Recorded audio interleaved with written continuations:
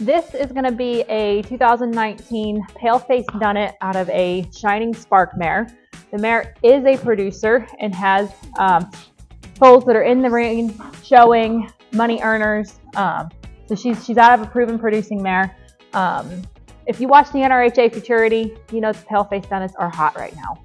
They are nice, they are winning, they are doing well, they're selling well. I have retained a Pale Face Dunit for my breeding and showing program. So Patty is on the market.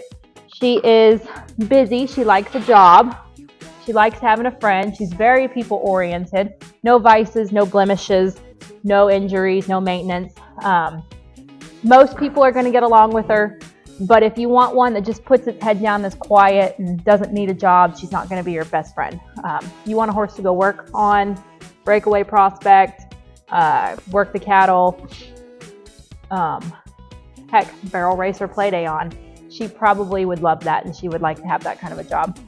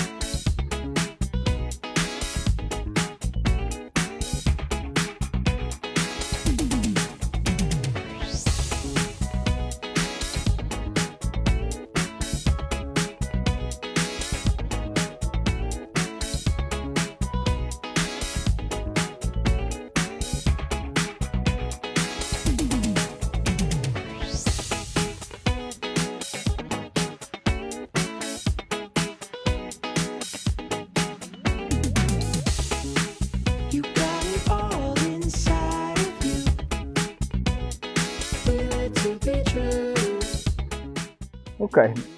Well, this filly over here, she's a 4-year-old. First time I'm riding her. You cannot beat this color. She's beautiful. Super athlete. Really surprising. It looks like a small package, but she's got a lot of power to her. A lot of go, a lot of want to, but she's not wild, and she just wants to go. She wants to go do something.